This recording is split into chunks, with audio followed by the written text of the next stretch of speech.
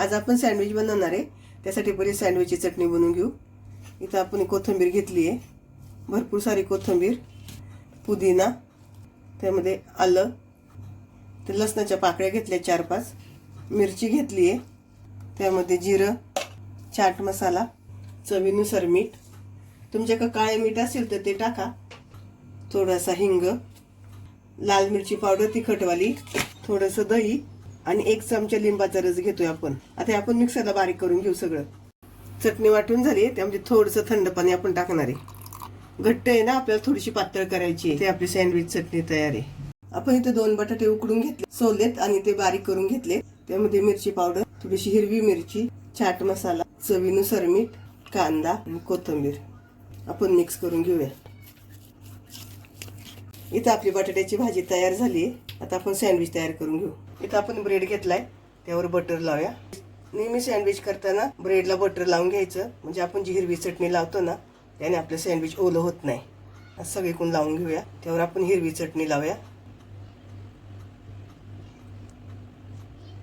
खाली ठेवते, त्यावर बटाट्याची भाजी सगळीकडे पसरून घ्यायची, पातळ पसरवायची, जास्त जाड नाही पसरवायची। आपण दुसरा ब्रेड घेतलाय, त्याला बटर लावलेलं आहे, त्यावर टोमॅटो सॉस लावून घेऊया।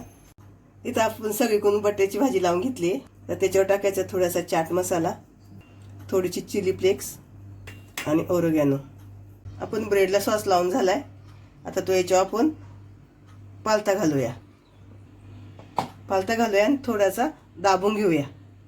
तर त्याच्यावर परत आपण बटर लावूया, सगळीकडून बटर लावून घ्यायचं। त्यावर परत हिरवी चटणी, त्याच्यावर आपण टमाट्याचे स्लाइस ठेवून घेऊया। त्यावरती काकडी आणि कांद्याचे रिंग ठेवून घेऊया।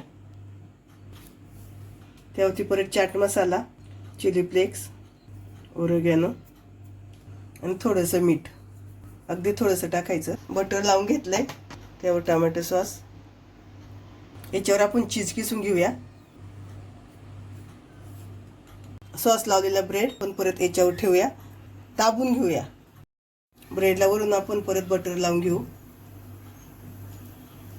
फ्राय पॅन ठेवलाय, त्यावर केलेला आपण सँडविच ठेवूया, दाबूया। त्याच्यावरती प्लेट ठेवूया, त्याच्यावरती आपण वजन ठेवूया।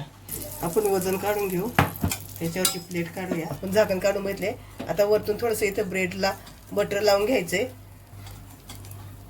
आणि आपण उलटून घेऊया। ती छान कलर आलाय।